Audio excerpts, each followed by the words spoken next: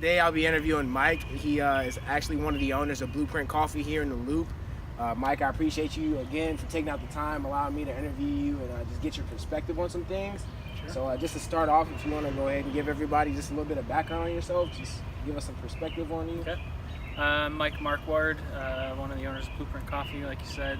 I grew up in Minnesota and then came to St. Louis in 2001. Spent 4 years between SLU St. Louis and SLU Madrid.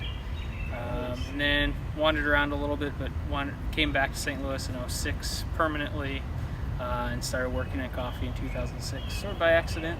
And then over the last 10 to 12 years, I've worked in and around both the coffee and restaurant industry and helped open Blueprint Coffee. We opened officially in 2013, so almost to our 5-year anniversary now. Awesome, that's awesome. So you said you went to SLU. Was that for business specifically, or were you going to school for something different? Actually, when I was in school, I sort of scoffed at the business school. I thought it was where all the frat boys went. But looking back, I wish I would have spent some time there. I think I probably would have learned a few things a little faster. I studied communication technology, which I kind of joke with people. I think now that would be social media, but it was like Facebook was launched when I was in college. Oh, gotcha. But it was a little photography, a little journalism, a little bit of communication theory. Yeah. For sure. So you said you got into the coffee business by accident. So can you tell me about that? What do you mean?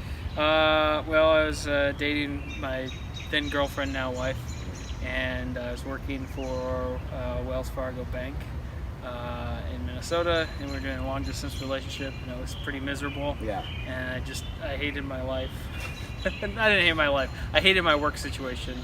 And it was right before the crash, the mortgage crash, and I was sensing some weird things going on with the ethics of lending. And I asked my superiors a lot of questions, to which they sort of looked at me like I had 6 heads. But it was a lot of I think probably ethical questions about lending that I think kind of my education at SLU probably prompted me to ask and encouraged me to ask. And I just knew at that point that it wasn't going to be what I did for very long.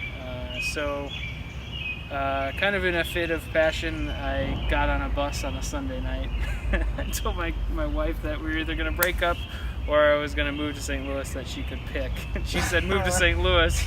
And, I was young and very emotional. And I showed up the next day off the Greyhound bus, and I was too embarrassed to tell my parents what I'd done until I had a job. So I applied for as many jobs as I could the following day, right after I got here.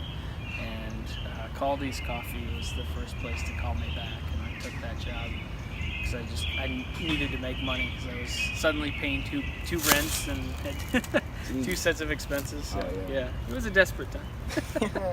To say the least. Yeah. So from there, you just kind of got into the coffee scene. Like, what were you doing at college? So at Caldi's, I started as just a barista in their original shop over on DeMund. It's pretty, I think, at least I still mark it as kind of the place where specialty coffee really started in St. Louis. And I got lucky that I worked there at a time that they were really developing their coffee culture. And I just I'm a tinkerer, and I like to learn about everything. I'm kind of a nerd in that route, and there was people on the staff there, including Andrew Timko, one of my partners at Blueprint, that really turned me onto coffee. Before that point, I didn't really buy into specialty products. I just kind of viewed everything as either kind of cheap or commodity and luxury. Right. I didn't realize that I didn't really have a sense of quality as something that would, especially in coffee, that there was really anything beyond the experience of a coffee shop. But I started tasting coffees, and after I did my first cupping, I was like, wow, I can actually taste that there's something unique about these coffees, and they're different, and there's complexity. And I just kind of went down the rabbit hole with coffee after that, and I spent 5 years at Caldi's. I became a shift leader pretty quickly within the coffee shop. And then I took a promotion to be in customer support for their wholesale department, so like selling to other restaurants and training, supporting. I helped them revamp and launch their training program, which I think has produced some of the best coffee talent in the Midwest, maybe even in the country. And I did a lot of institutional stuff with WashU and Schnucks as well. So I got some good kind of bigger business and corporate business experience doing that. And then I finally got to a point where I was really far removed from the coffee. I was doing so much more business that I just decided I wanted to be more hands-on and more involved with direct customer service. So I took a job managing a new restaurant that was opening at the time called Half and Half over in Clayton, which was very much like on the front lines of service. So went from kind of being very removed from the actual consumption of coffee to being like to making coffee for people again. Kind of like when I started in the coffee shop. Right. So, Yeah. So how did that turn into you? What was the process between you and your different partners coming together and making your own business? So that process was kind of interesting, actually. When I was working with Caldi's, I learned a lot about coffee and about business, but there was still something about being a business owner that seemed kind of mysterious and maybe like something that I wasn't qualified for yet. And then when I left Caldi's and went and helped manage Half and Half, I was more responsible for day-to-day direct operation of the business. I really ran a lot of the business, and so some of that intimidation went away. And at that same time, I sort of became a free agent in the St. Louis coffee market. So I had this kind of privilege of people would come sit at the bar at Half and Half and get coffee, and they'd tell me everything, and they would ask me advice. So two friends of mine that were working for Caldi's at the time, Aaron Johnson and Kevin Reddy, were putting together a concept for a coffee bar that would eventually become Blueprint. And they came and talked to me and asked me kind of my opinion, and that's kind of where that conversation started. And then Andrew Timko, who's our main roaster, was our main roaster, is our main coffee buyer now. He also approached me separately about starting his own coffee roaster, and I saw these two different businesses that were potentially in need of each other, and kind of pitched the idea to both groups. I have this idea to get you together with a coffee roaster, and I think you could really make you could be a much more impactful company. Right. It could really be a full package. So I got those three people together and got them talking, and I'd never really left the table. Unfortunately, Aaron left before we actually started our business. He went on to purchase and run Rise Coffee in the Grove. So it's still awesome. We still get to work with him in some capacity as a wholesale customer. He's still a good friend, and he does really good stuff with his business too. So it's awesome to see kind of some of the creative energy he had going into Blueprint come to fruition with Rise. Yeah, for sure. Definitely. Yeah. So earlier you said when you were younger you were kind of making emotional decisions, like whenever you left. So have you ever made any like emotional decisions in your business? Or, like, have you been able to check that, or like what were some of the problems I got you all the time? I think I mean it's hard not to make emotional decisions if you're a human being. Yeah, for sure. 100%. I think that there is a romance to emotional decisions that we term as small business. And I think the decisions seem more emotional when they're more a reflection of the small group of people that are running a business. I think when businesses get bigger, I think you bring in differing opinions and you bring in consensus, and that doesn't seem as emotional. Right. Even though it's more of a number of emotions that sort of vote, kind of come to a consensus. So Blueprint's really interesting in that we have 5 ownership parties, and So we have a little bit almost of like a collective or, you know, a small shareholder pool.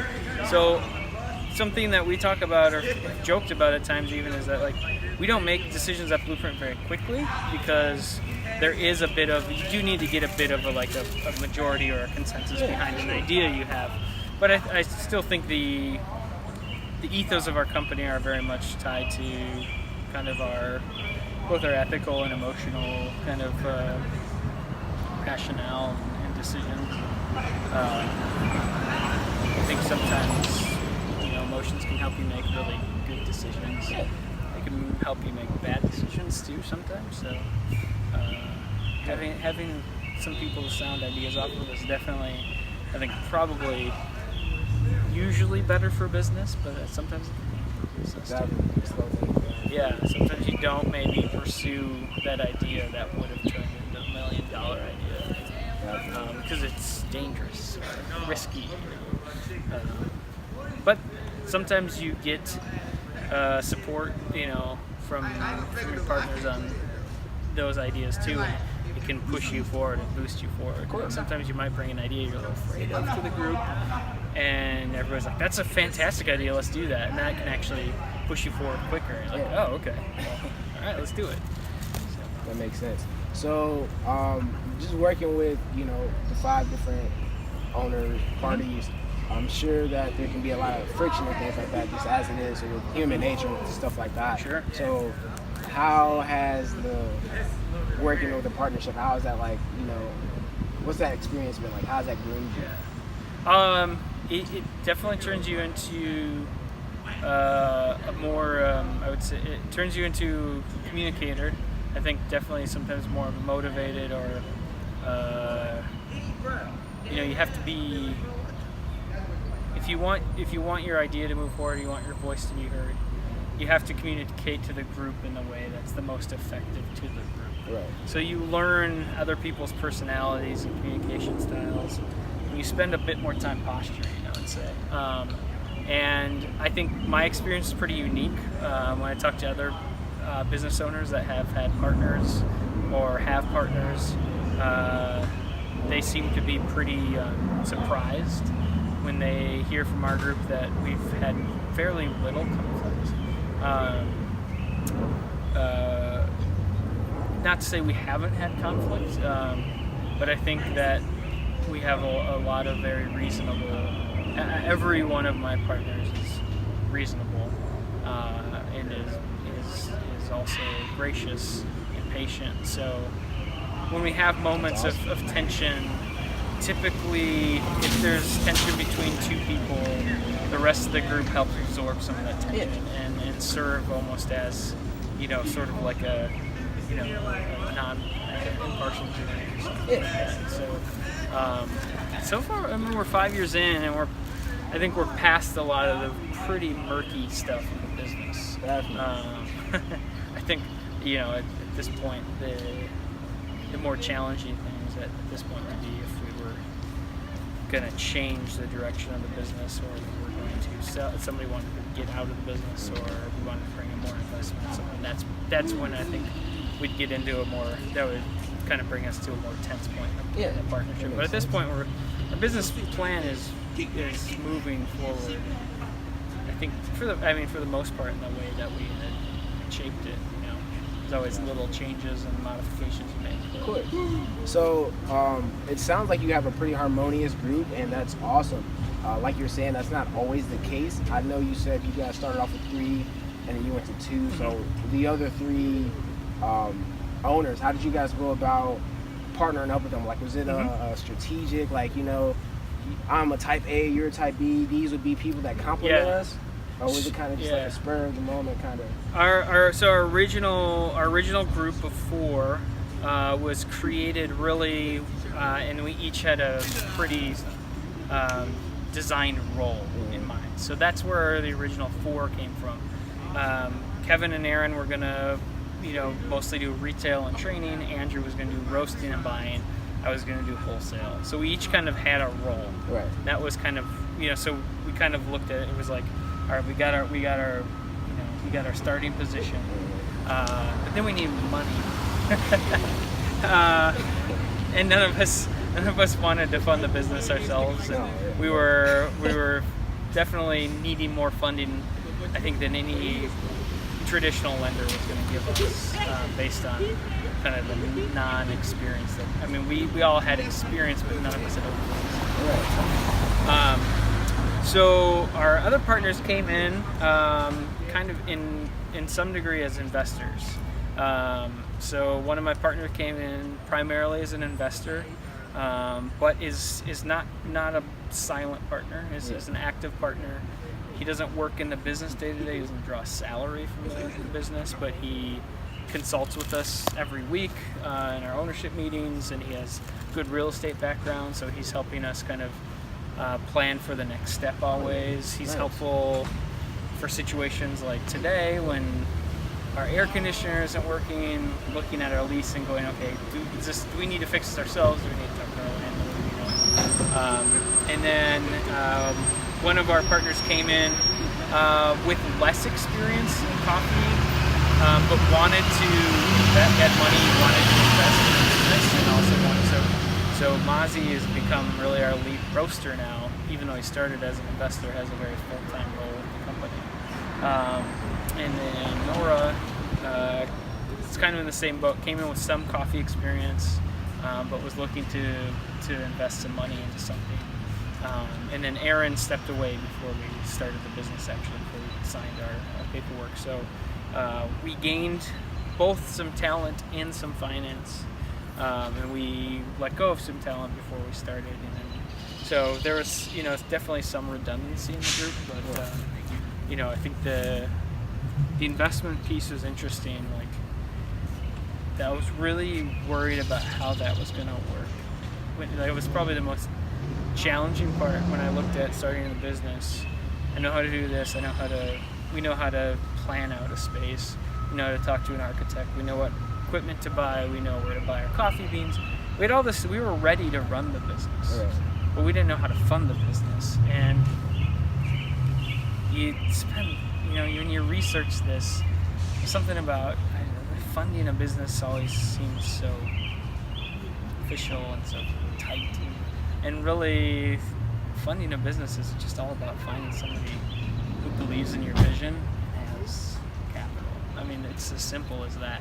So our capital came from 3 parties I never would have expected would be it wasn't people in some high-rise office. That's who I always imagined would fund a business, but it was people who lived in the neighborhood and who I associate with every day. So it was just like, okay, you have some money stashed away that you're waiting for the right opportunity, and when you have liquid cash, it doesn't necessarily do a whole lot of good for you, after a point. So, people, if you have a good idea, I think, and you have a good personality and you have good direction, funding shouldn't be too hard to find. It's actually really good. It's not the end-all test of a business plan, but I think if you have a business plan and you're not being able to get funding for it, it's probably a good indicator that either the business plan is complicated and people don't understand your concept, or maybe they don't trust the group of people that are running the business. But if you're able to get funding pretty quickly, that's a good indicator that you're on something. There's shared kind of expectation. There's going to be demand for what it is you're doing. So. Of course. So it sounds like, at least in my opinion, something that helped out, because majority of businesses, they fail in the first couple of years, and it's normally a one-man or one-woman show. Something that helped you guys out a lot was having the different partners who have the different backgrounds who could look over various blind spots. So then you guys came together and created that power circle. Yeah. 100%. So how would you define an entrepreneur? I've been thinking about that question. So an entrepreneur for me is really just somebody who makes money with art. I think to me, when I think about an entrepreneur, it's somebody who's creative. It doesn't have so much to do with somebody who knows how to invest money. To me, that's not an entrepreneur. If you go and buy something, sell it somewhere else, you're a collector or something. But an entrepreneur has this sort of like fire for an idea and figures out a way to make it sustain himself or somebody else. So, we all in our group have this huge passion for coffee, have a passion for people that produce coffee, that work in coffee, this kind of global industry, and we've found a way to kind of make that our livelihood. It's kind of exciting when it happens. It's definitely a little bit of a pipe dream at the start, but we made it. We've made it a reality. We're still, I think, realizing it. I think we still are very lucky that my wife is, a professor at SLU and can support the family, and it's really kind of our rock during this time. But and that lets me be more creative with my time, my income, and a little more flexible. There's some other people in that same boat with me in the ownership group that have a lot of support at home that are able to really give us the freedom to kind of put that passion into it. 100%. Yeah. The reason I like asking that question is, it feels like a lot of people when they hear entrepreneur, they think of like a big business, the fancy cars, etc. But it doesn't always have to be about the money. It's more about having the ideas, the execution, and just focusing on doing what needs to be done to bring that idea to life. For sure. So how important, well, you kind of answered this already, but I want to hone in on this because a lot of people, or at least in my opinion, the perspective is the entrepreneur is almost like a one-man show. How important are those the support roles, the spouses at home, or maybe the family members, people that talk to you into pursuing those dreams? How important has that been to you? For me, it's been incredibly important. I would not be able to do what I'm doing now if I needed to be more supportive financially of my family. I have 4 kids. When I started the business, I had 2 kids. Congratulations. Thank you. And there's no way we would be, surviving and living the lifestyle we do if it wasn't for my wife working full time. So that's incredibly important. She works a job that has great benefits, is very flexible in time. She has a lot of time off in the summer. She's able to do 80-90% of the parenting. And so, the time that I'm putting into the business and kind of really living this kind of passionate existence to make this business, a reality, she's putting that time into our family. And, it's not the easiest thing to accept all the time. We have to check in with each other, and it's not always glamorous and beautiful. It creates tensions. But I mean, I think it's important that if you're in business, you're honest with your success, and that's something that having partners helps you with. I've seen the converse side of that, where you have the single entrepreneur who is obsessed with their success and won't see the looming ruin that they're financially.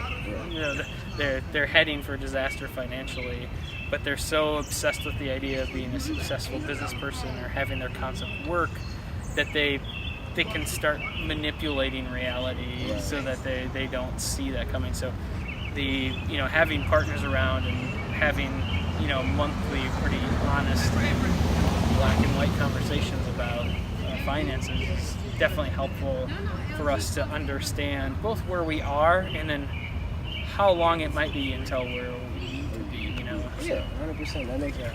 Yeah, it makes sense. Because when you're by yourself, it's easy to delude yourself, but you can't fool before other people. The results don't lie. Yeah.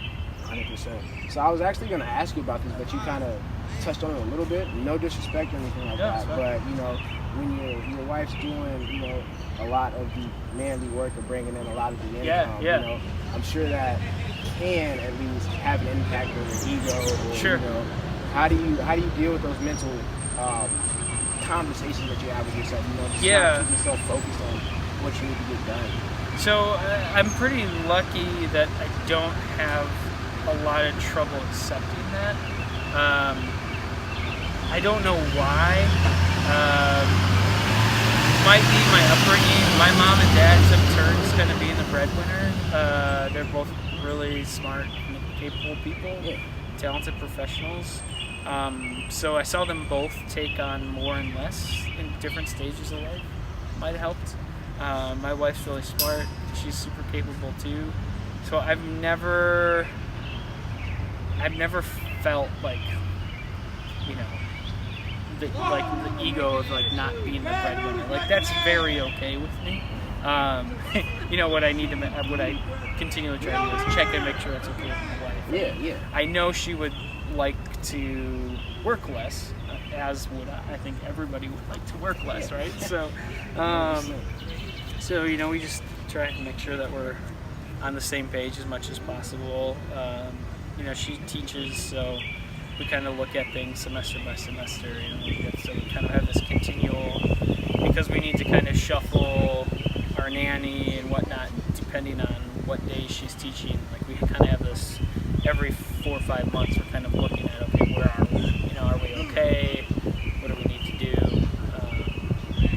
Yeah, and you know, I just I keep praying that, you know, what I'm doing right now is really gonna turn into our retirement. You know, she's I'm definitely the long play, the very risky long play. I mean, I know it's incredibly risky. Probably the odds are much better at playing, you know, the stock market and you know, risking money that way. But you know, but when you do that, you don't get to be excited. Right. Yeah. I love going to work every day. I don't know if I love it every day, but I never like hate the idea of work. Right. And I've been in that situation before where I dreaded the work I was doing. So I never really dread the work I'm doing. Sometimes I'm tired. You know, sometimes I'm exhausted. You know, like I want a day off, but it's not because I hate my job. No, 100%. It's because it's a lot. Yeah, I understand that for sure. So what would you say was one of the main barriers or problems that you had to overcome being an entrepreneur?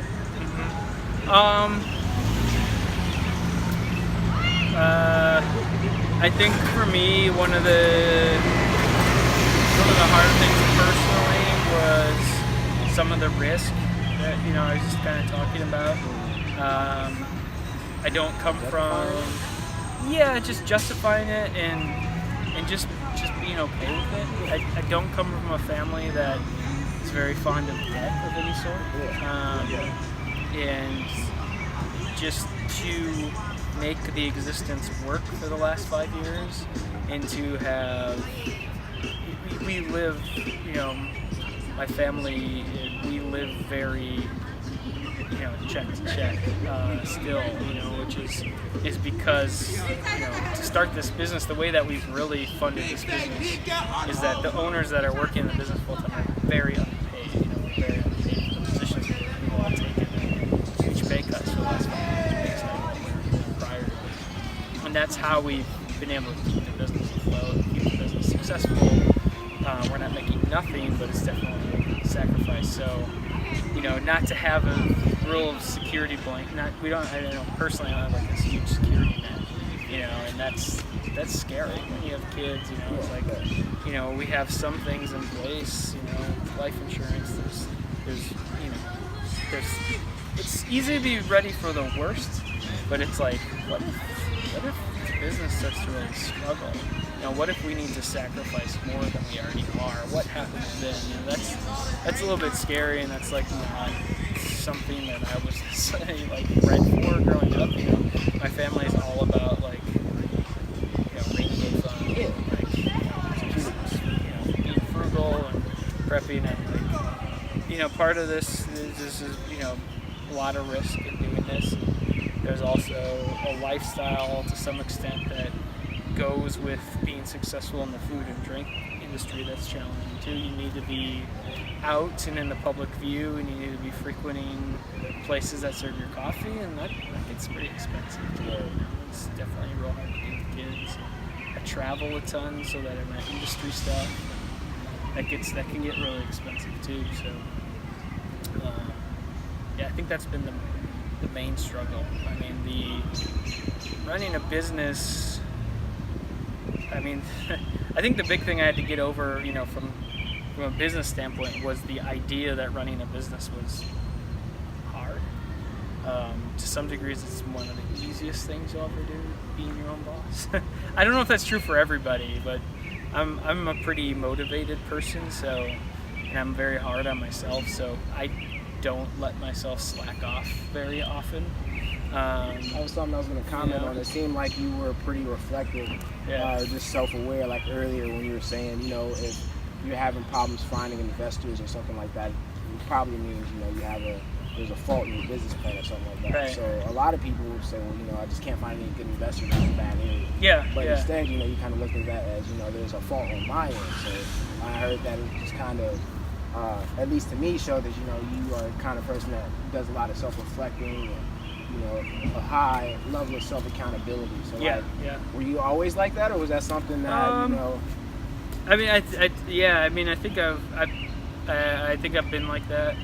My oldest son is very much like that. It's kind of interesting to watch him grow up, because I see a lot of myself in him, and sometimes it's nice and sometimes it's painful. And, ooh, I was like that too. He's pretty hard on himself. But I think a lot of that is, grade school, high school, Catholic education, Jesuit education. It's very, very much, Ignatius. Yeah, for sure. Right? It's the example. So definitely come from a family and an educational background that is reflective, contemplative, and so I'm asking myself those questions all the time.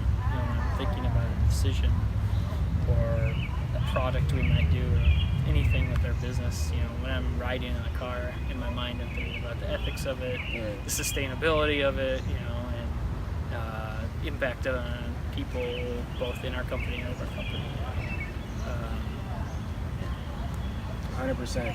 So I don't want to hold you up too much longer. Like I said, I know you're a busy guy, you're a business owner, you got things going on in family life.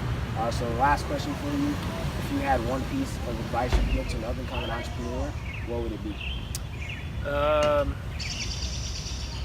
Be passionate.